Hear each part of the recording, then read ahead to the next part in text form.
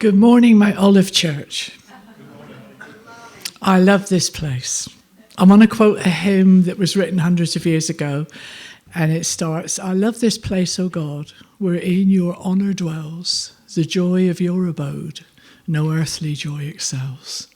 And I find every time I come to Mount Olive, this is my joy of your abode, really, no earthly joy excels. It's so special, so unique, so lovely. And on behalf of George and I, we thank Paul and Victoria and the Oversight for inviting us here today. And our lives have really paralleled Paul's, well, and Victoria's of late, really, with the way God has used us, brought us together, pray for each other, pray for our ministries, and we thank you most sincerely for being part of Seeway Trust, which you are. So I don't know if anybody knows about Seeway Trust here. Anybody doesn't know? Oh, okay, just a few. Well, I thought there might have been more hands because it's been a while since we've been. But Seeway Trust is it's a UK registered charity in this country that God gave us, gave George really, the vision of rescue my children. And I love to see the children here today and the abundance that you've got of young people, because in Seeway Trust we're committed to rescuing children. They're all ages, but primarily it's the young ones who you hear about later on. And when I think about being in existence for about 27 years, which you think, goodness me, where's that gone? But we have stood with the Lord. He's invited us to work with him, hand in hand, go alongside him. And this is what we've done. And we look back and think, Lord, it is all yours. It's your work. It's your vision. It's your invitation to us.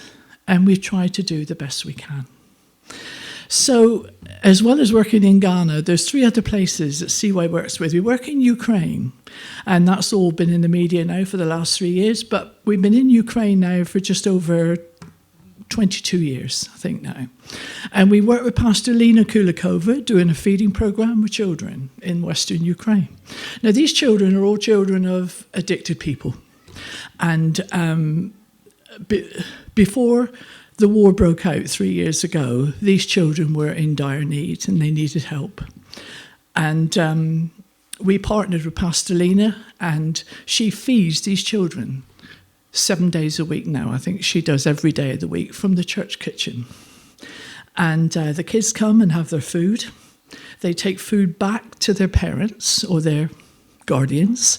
And sometimes you see the guardians come to church. So the way God moves through what you give out, God brings back. And we've seen some lovely things. We've heard some lovely testimonies, but the need remains great there. So we work with Pastor Leon in the Ukraine, in Tanzania. We've got Seeway Tanzania, which is 2 ladies who we've known for a long time now, about 25 years now we work with Tanzania.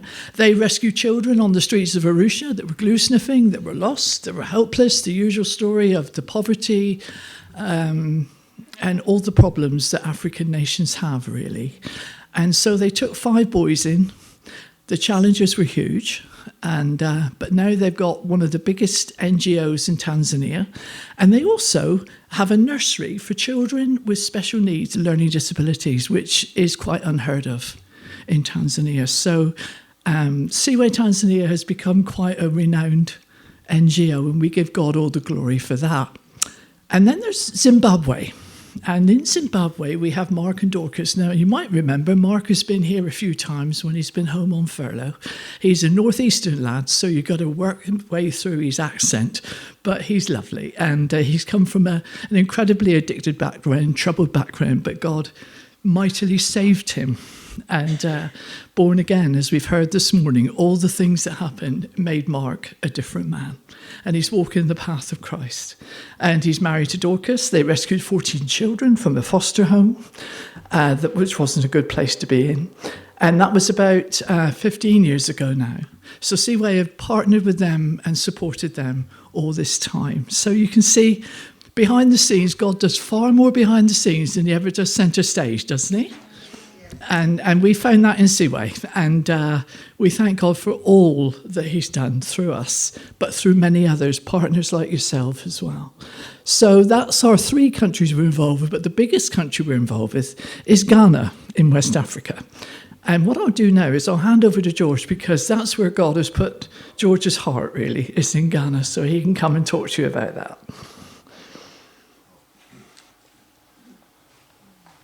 Well, good morning. I was born again about 40 years ago. And in the early 90s, I was at a meeting actually in Paynton, and God, the man in the front said, God has got a plan for your life, and if you ask him, he'll show you. So I thought, okay. So I closed my eyes, and there I said, what's your plan, Lord? And I saw a vision of Indian women in saris, carrying babies, and they were running out of the building as if it was in an earthquake. And the words came, rescue my children. So I said, okay, Lord, you show me what to do and I'll do it. Well, several years later, I was in Nigeria with a pastor going down a rough track. And as we were driving around the track, there was a toddler in the middle of the road, which is not unusual. And he stopped the car. He said, what do you think of that? And right away, I knew a small amount of money in a country like this could make a big difference. So the following year, we set up Seeway Trust. Now, in 1999, I was talking to a couple who had just been to Ghana, and they were telling me about an orphanage where there was 60 kids, no water, no running water, no electricity, and the kids used to pray every morning because there was no food. And they knew that if they prayed, God would supply the food. So in March, this month, 25 years ago, was my first trip to Ghana. And we went there, we met the lady, Mama Emma, and the kids, and we came back and we sponsored a lot of the children so that they had regular food coming in. Didn't stop them praying. So over the years, we've been involved with building schools and children's homes. And about 4 years ago, I was praying in my yard and God said, I want you to build a school and I'll pay for it. About 3 weeks later, a man phoned me and we were talking, and he said, what are you doing now? I said, well, God has told me to build a school. I'll come and see you.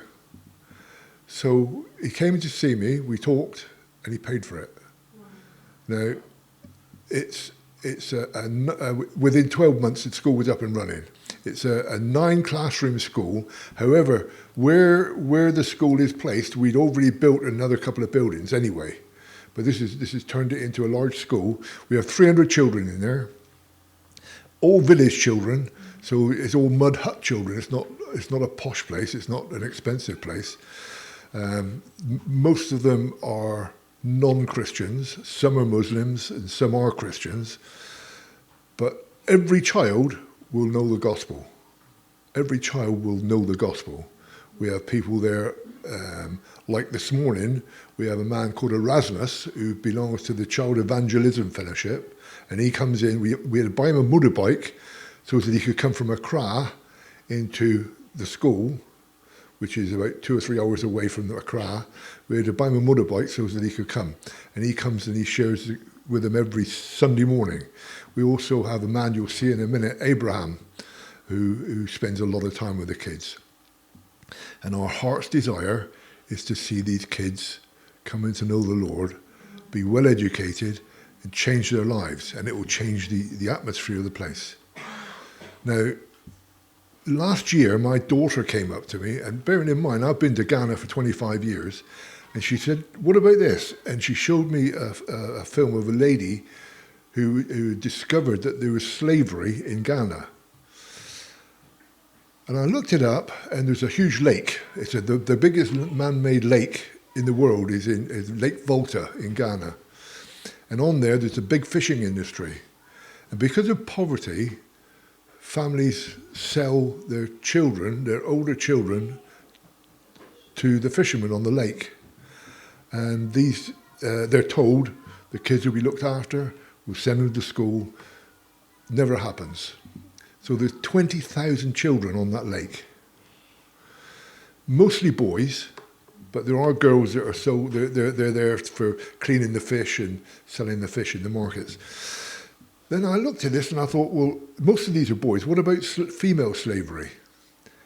And I looked in there, and there's a thing called tricosi. women called Trakosi women. Now, in and around the same area as the lake, there's voodoo shrines. Now, if you're part of the cult and you offend the gods, in order to appease the gods, you've got to give your virgin daughter to the shrine for life. She's worked in the shrine and she will be raped by the priests. So they have kids. We are now in the process with the shrine. We're now in the process that we've located a man who lives in that area. He's got a big Christian radio station, and he is building an accommodation for these women. You've got women from 90 years old down to whatever. So the deal is that they will take the women and we'll take the kids. So we've now got 9 children from the shrine and 11 from the lake. And that's about what we can do at the moment. We've just about got enough money coming in to cover all the costs for the school, the teachers, and all the other things. Now, what I'd like to do, we've got a video which is about 10 minutes. So you're on the telly now for 10 minutes, if that's not too long. But watching a video like this will give you a better introduction to what we're doing and who we're dealing with than me standing up and talking. So.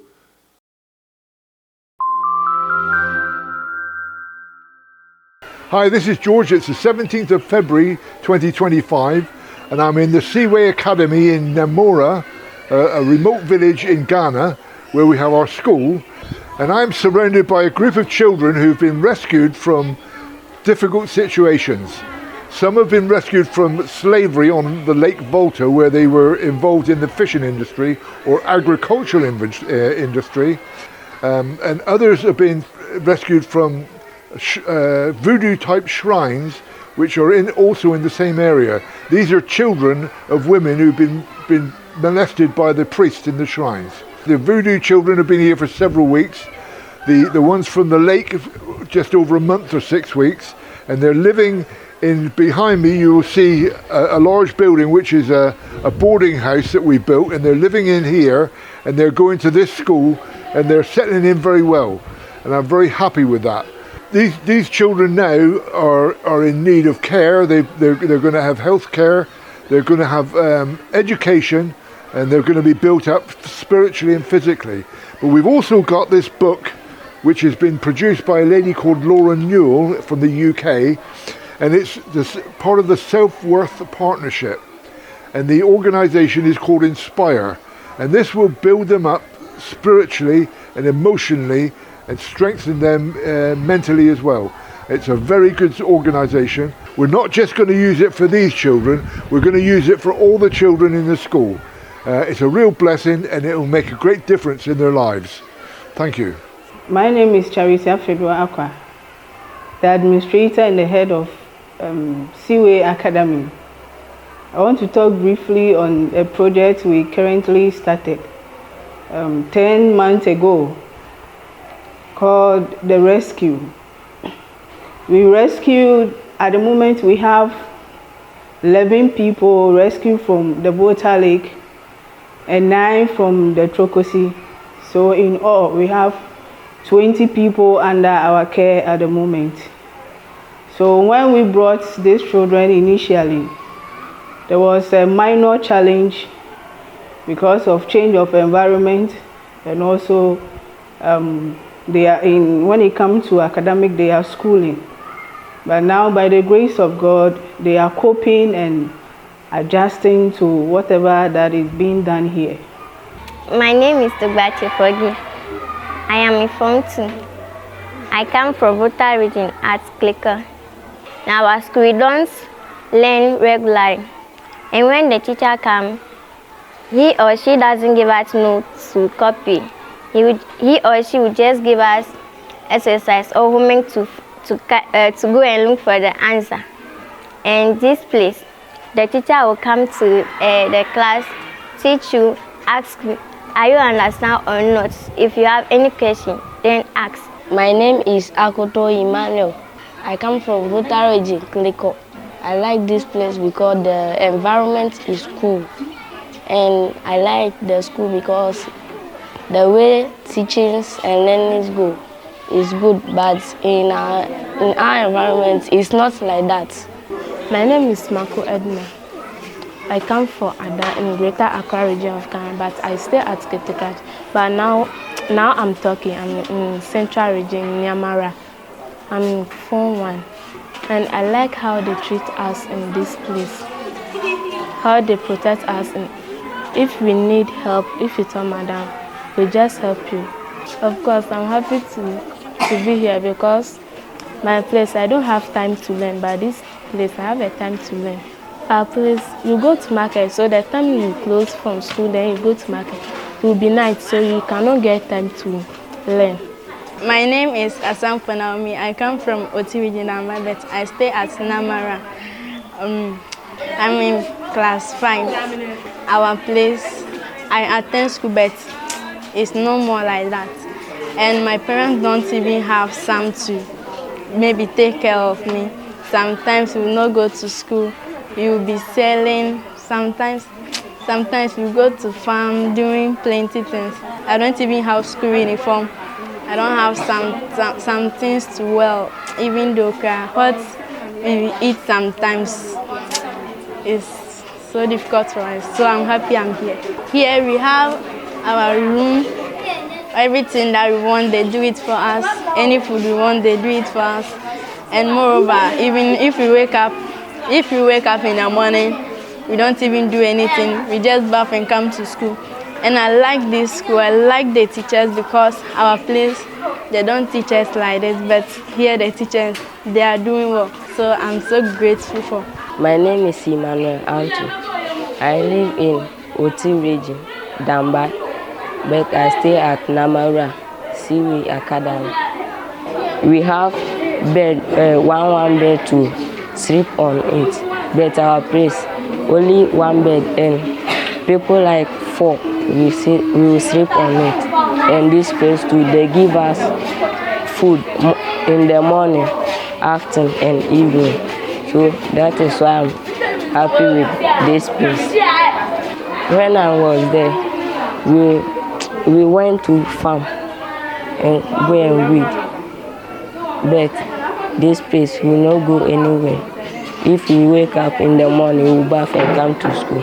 And this school too, our place, we don't have some plenty teachers like this. They don't have time with us. But this place, they will teach you and understand before they will move on. And this place too, they have computer lab and worship center, but our place, we don't have. Hello, I would like to introduce Abraham, my friend. He's been here since the 4th of November 2024, and he's been working here as a school chaplain. And I'd like him to explain to you what he's doing.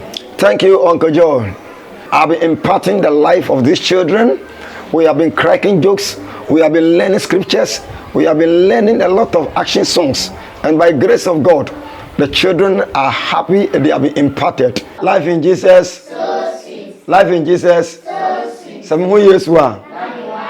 Samu Yesua. Amen. Last time we begin with 1 Corinthians chapter 13 verse 4. And we say love is patient. Love is kind. It does not boast. It is not proud. Is that all the children? Is saying no. It left with small one at the field. Now winner, what's the name? David. Let's clap for her. Now when David was called, are they standing or are they sitting? Are they standing or are they sitting? Yes, Edna. They were standing. This foundation has been doing very well, and we have 20 children who was being rescued from the lakeside and the Trokosi. And talking about the lakeside, which was the first batch of children that came in, the medical side tried to make sure that health-wise, they were all screened. They were screened from things like typhoid fever. They were screened from malaria. They were also screened for hepatitis B, hepatitis C. They were screened for HIV retrovirus. It was also screened also for the blood group. We screened also for the HB, the hemoglobin level, all to make sure that these children were fine. And so talking about the first batch which came from the lakeside, there were few issues with them, which because of the river that they had been swimming in it, they got a sickness which comes with urinating of blood. So that was our first alarm case, and we saw that we need to do more after rescuing the children medically. So the people who were urinating blood, we try and screen them, and we treated them perfectly with no cost from the family or relative. All was funded by the foundation. The second batch of children from the Trokosi, there were about 9 children which came from the Trokosi. And we screened all the 9 with all the labs I was talking about. But this time, we got hepatitis C virus, which was a rare type of hepatitis in Ghana. And the cost of one person is really huge. The amount is huge. We are talking about closer to £1,000 per 1 month for all the 7 children for 3 months in order to treat them. When they came, they were not showing any signs of the sickness. It was doing this health screening, which also comes with a huge amount because we need to buy all these test kits and all this lab equipment in order to screen them. And this is the medication currently they are taking for the hepatitis C. And after that, we have to go in for the viral load laboratory tests to make sure that the virus has been eliminated. If not, the process has to start all over again. And these children are asymptomatic, meaning they didn't come in with any signs of the sickness. And we are looking at 14, and the least is 4 years old child whom are having this kind of condition. Meaning, when we are going in for more rescue elsewhere, we should have it in mind that medically we have to invest more into our field in order to screen more of these children, pick the condition when we get one, and also be willing to treat and treat effectively. So I'm pleading to all organizations, all manner of people, all Christian association that is listening to me to come in and help the health side of this academy, Seeway Academy, which is located at Namaria, so that these children rescued and the children on board coming to school day in, day out will gradually get their health benefits. And I promise you, with the help of God and the strength and the wisdom He has given unto the medical team, I assure you, your money will be used on anything related to health and the well-being on the children. So we want to thank you so much for your support. In fact, it is going a long way in transforming life. We say thank you and may God richly bless you. We need more support from you.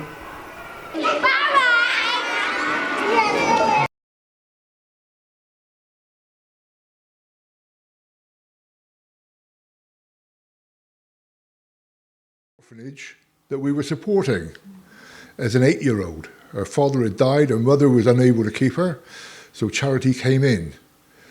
Now, Charity, if she hadn't have come in, she would have ended up being something, selling things on the street or something like that. Now she's got a degree, she's going for, what is it? The next one up in education, Masters in Education. She heads the school, and she's doing a brilliant job. We're really, really pleased with her. And this is what we want for all of the kids. Now, we've got 20 kids altogether. We can cover the cost of that just. As you saw, we've got Dr. Godson there, you've just seen. He comes out for 2 days a week, or 2 days a month. But we've now taken on a nurse because the general problems there for kids, not just the hepatitis C, but because of the area, there's malaria. The kids suffer with malaria. every 3 months they get worming tablets. They need to be wormed, and all the other things that children have. So we've now taken on a full-time school nurse for the area. From where we are, my vision. Sally says I'm a risk taker. I have a vision to take 500 kids from the lake and from the shrine. While I was over there this time, actually about 3 months ago, before I went, God said that Charity and Reverend Joel, another one of our team, would come to me with a project. And just before I went out, they contacted me and they said they'd seen some land, which in that area was quite cheap. So while I was over there, I looked at the land, and it was very bushy. It's up a rough track, and all the land up towards that has been bought and used for farming. And we went to see the man who's representing the chief, and I told him I want 10 acres of land for 500 kids. The land is going to cost in the region of about 20,000. That will come. If God is in it, that will come. I'm convinced. So what we want to do is we want to build a school on the land. We want to build accommodation for the kids, and the accommodation will be in terraces, if you like. So each individual house on the terrace will take 8 children, and we'll have a mother figure there to look at, and father if we can do a mother and a father. So we want to take these kids from the situations they are in, do as much as we can to bring them up in a family atmosphere, educate them properly, and make sure each and every one of them fully understand the gospel. Become born again. Just last topic. What's an ideal donation to help a child per month? For one child would be about £35 for a sponsorship. So and that will cover everything. Yeah. So the sponsorship for the child is one thing. That would be for their individual needs. Obviously, there's other avenues that we're exploring for the bigger things, like the buildings and all the rest of it. But I don't. Is there anything you want to say, Sally? Yeah. Okay, there you are. First off, I want to thank you for your amazing patience, for listening and for watching, because it's been a little bit of a time now. But I would say we have got some leaflets here. It's the latest leaflet we've had printed, and it's about rescuing children.